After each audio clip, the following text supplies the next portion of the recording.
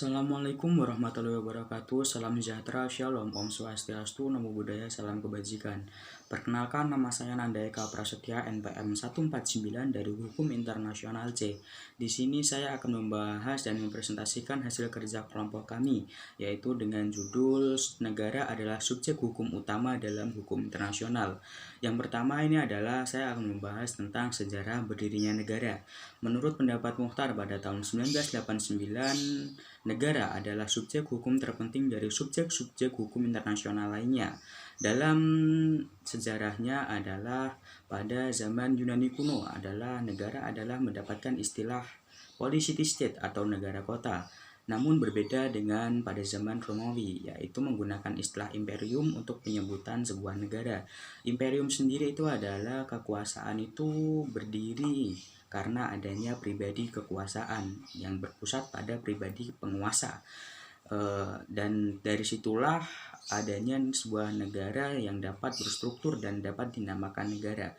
Negara sendiri adalah suatu wilayah yang dihuni oleh masyarakat atau oleh manusia, yang dimana manusia-manusia tersebut tunduk pada suatu kekuasaan negara tersebut. Menurut Aristoteles, negara manusia adalah zoom politikon, yaitu adalah makhluk sosial, bahwa manusia itu tidak dapat hidup sendiri tanpa bantuan orang lain, dan dapat disimpulkan manusia membentuk suatu perkumpulan untuk menuju suatu kesejahteraan bersama atau untuk mendapatkan kebersamaan. Untuk berdirinya sebuah negara ini perlu adanya sebuah unsur-unsur untuk sebuah berdirinya negara. Yang pertama itu adalah unsur tradisional. Unsur tradisional sendiri itu dibagi menjadi tiga, yaitu adanya warga atau adanya manusia, yang kedua adalah adanya wilayah, yang ketiga adanya pemerintah yang berdaulat. Adanya manusia adalah bahwa sebuah negara itu harus ada manusia yang berkumpul dan berorganisasi. Yang kedua adalah wilayah.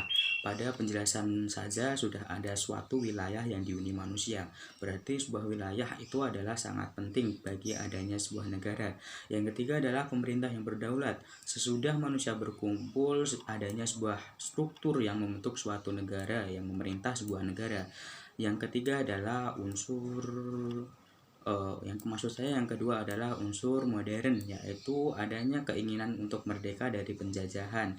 Itu adalah salah satu cara untuk sebuah berdirinya negara, yaitu adalah rasa ingin merdeka dari penjajahan. Yang ketiga adalah unsur konvensi Montevideo.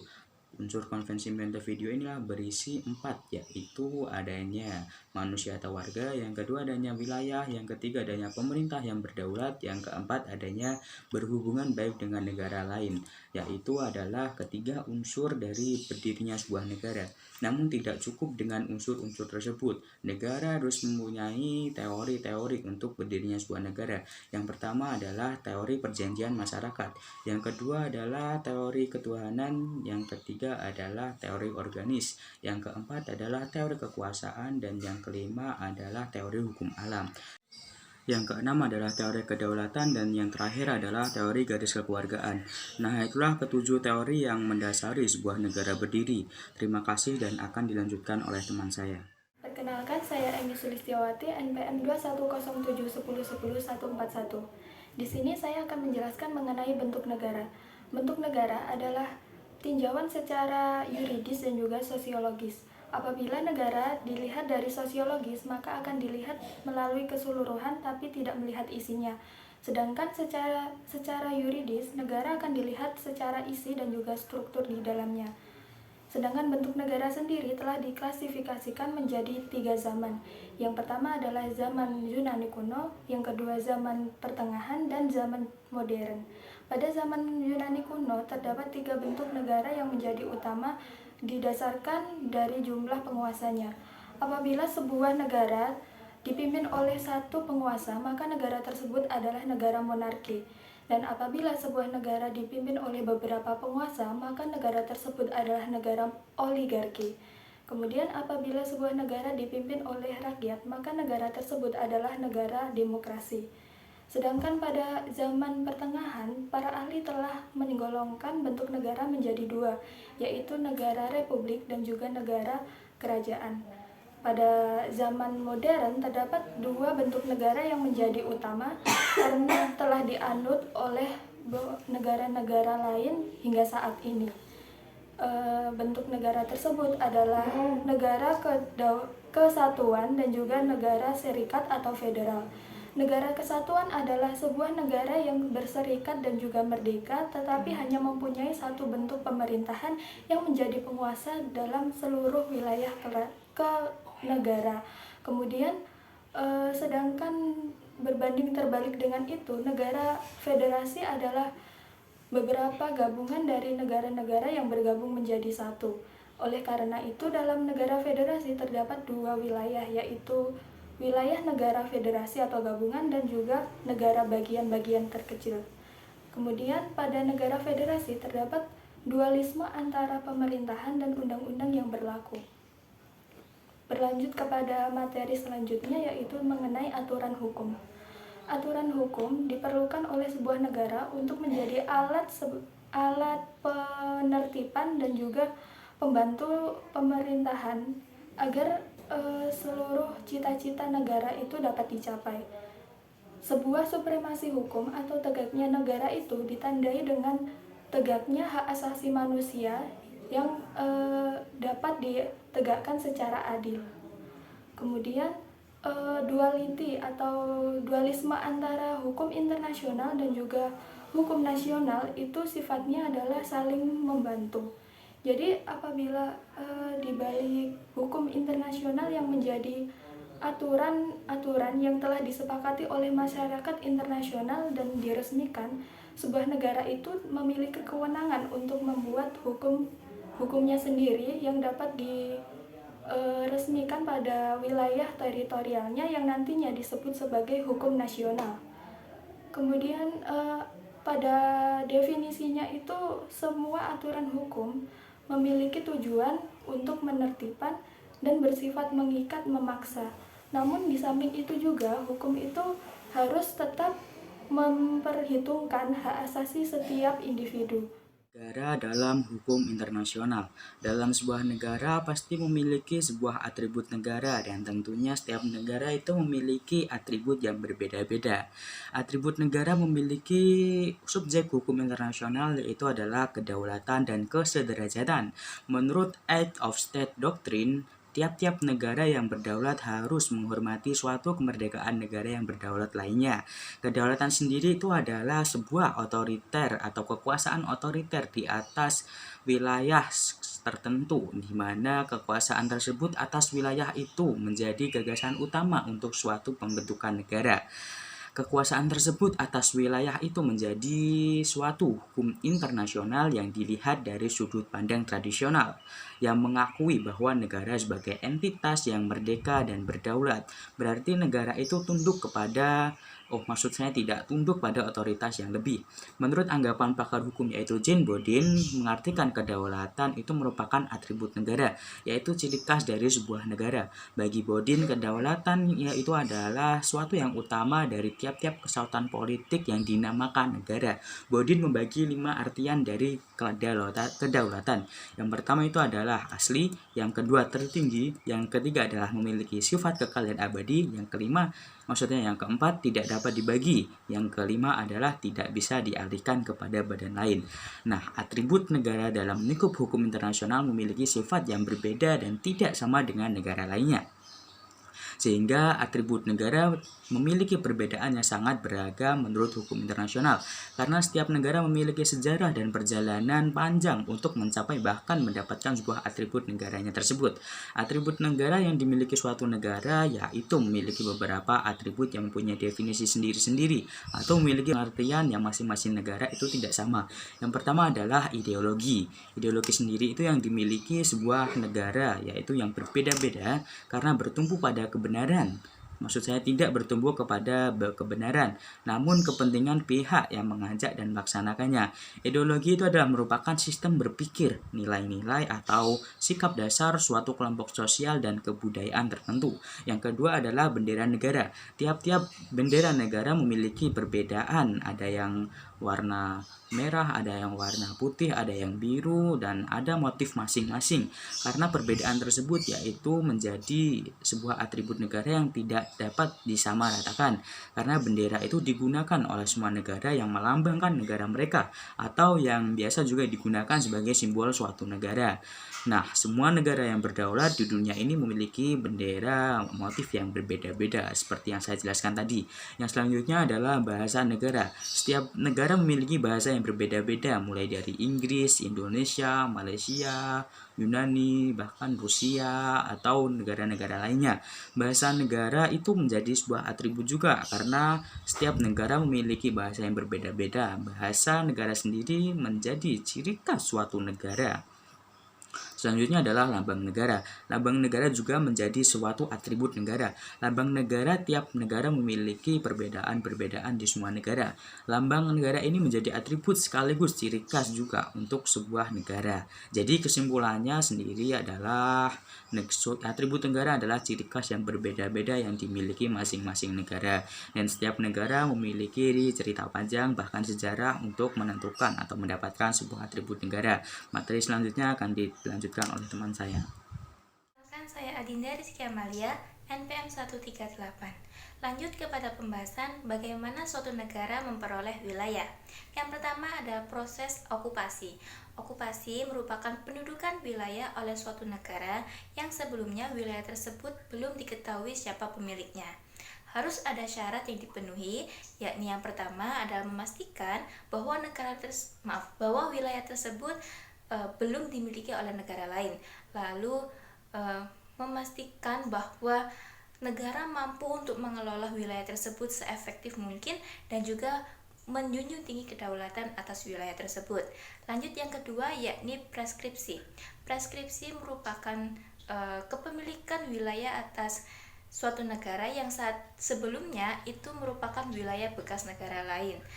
Nah, perlu diperhatikan bahwa dalam proses ini harus ada kesepakatan antara kedua belah pihak. Lanjut kepada cession atau penyerahan wilayah kepada negara lain yang itu adalah atas hasil dari perang. Nah, harus ada perjanjian dan juga kesepakatan antara dua belah pihak dalam melakukan proses ini.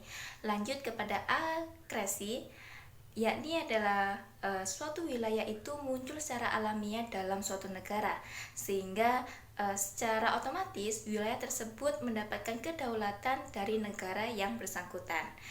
Terakhir adalah aneksasi. Aneksasi merupakan proses yang tidak diperbolehkan sebenarnya. Karena apa? Karena di dalamnya itu mengandung penaklukan ataupun pemaksaan suatu negara kepada negara lain yang menghendaki bahwa untuk meminta wilayah tersebut. Maka banyak sekali pihak yang mengecam adanya proses aneksasi ini karena dinilai cara untuk mencapai wilayah tersebut itu tidak sesuai dengan apa yang diatur dalam hukum internasional. Nama saya Kristus Saputra dengan NPM 210710100282 dari program studi ilmu hukum. Di sini saya akan menjelaskan mengenai doktrin negara. Sebelum membahas mengenai pembahasan doktrin negara, saya akan menjelaskan mengenai definisi dari apa sih itu doktrin sebenarnya. Nah, doktrin adalah ajaran atau pendapat dari para ahli hukum yang terkemuka dan mendapat pengakuan dari masyarakat. Doktrin tidak bersifat mengikat seperti halnya undang-undang, kebiasaan, traktat, ataupun jurisprudensi. Sehingga doktrin bukanlah merupakan hukum. Doktrin bersifat objektif, sehingga dipandang memiliki wibawa dan sering digunakan sebagai sumber pembentukan hukum serta dapat dijadikan sebagai dasar pengambilan bagi putusan hakim. Doktrin berbeda dengan teori. Untuk memperjelas mengenai apa itu doktrin, Doktrin merupakan ajaran atau pendapat ilmiah yang disusun dan dikemukakan secara rasional dan dapat meyakinkan orang lain. Sedangkan teori merupakan seperangkat definisi atau variabel-variabel yang saling berhubungan yang mencerminkan pandangan sistematis atas suatu fenomena dengan cara memerinci hubungan antar variabel tersebut. Sekarang selanjutnya, menurut Oppenheim-Lautrpech, unsur-unsur negara itu sendiri antara lain rakyat, wilayah, pemerintah yang berdaulat, serta unsur deklaratifnya itu pengakuan oleh negara lain. Pernyataan Oppenheim-Lautrpech ini hampir sama dengan pasal 1 Konvensi Montevideo 1933. Negara sebagai pribadi hukum internasional harus memiliki unsur-unsur atau syarat-syarat berikut, seperti permanent population, definite territory, legal government, and capacity to enter into international relations with the other states. Hanya saja yang membedakan doktrin negara menurut Oppenheim-Lautrpech ini dengan pasal 1 Konvensi Montevideo 1933 ini tidak terdapat capacity to enter into international relations with the other states dari doktrin yang dimiliki oleh Oppenheim-Lautrpech. Assalamualaikum warahmatullahi wabarakatuh. Perkenalkan, nama saya Dewi Rahmat Nasution, NPM 137. Di kesempatan kali ini saya akan menjelaskan mengenai hak dan juga suksesi negara. Setelah sebuah entitas berubah menjadi negara, maka ia akan memiliki hak dan kewajiban. Hak dan kewajiban ini diatur di dalam piagam-piagam maupun konvensi-konvensi internasional seperti piagam PBB maupun konvensi Montevideo di tahun 1933. Sebagai sebuah negara, terdapat 4 hak, yaitu hak atas kemerdekaannya yang pertama kali dicetuskan oleh Presiden Wilson atau self-determination. Lalu yang kedua adalah hak untuk menegakkan atau menjalankan yurisdiksi di dalam wilayahnya.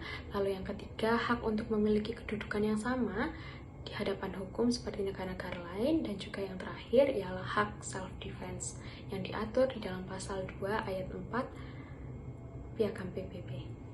Lanjut pada kewajiban negara, seperti halnya yang dituliskan dalam Draft Declaration on Rights and Duties of States tahun 1949, kurang lebih ada 10 pasal yang menjelaskan tentang kewajiban negara. Beberapa di antaranya yakni pasal 3, di mana negara wajib untuk tidak melakukan intervensi kepada negara lain. Lanjut kepada pasal 6, di mana dijelaskan bahwa suatu negara wajib untuk menjunjung tinggi hak asasi manusia. Lanjut pada pasal 8, jelaskan bahwa negara wajib untuk menyelesaikan sengketa dengan cara damai. Dan juga ada pasal 13, di mana dijelaskan di situ bahwa negara wajib untuk mengikuti kewajiban-kewajiban internasional dengan sebaik-baiknya. Dari beberapa pemaparan pasal tersebut bisa disimpulkan bahwa suatu negara itu mengambil peranan sangat penting dalam dunia internasional. Karena jika suatu negara itu mampu untuk mengikuti kewajiban tersebut, maka akan tercipta dunia internasional yang baik, yang damai, dan juga yang harmonis antara satu dan negara lainnya. Suksesi negara merupakan sebuah pergantian kedaulatan karena timbulnya negara baru.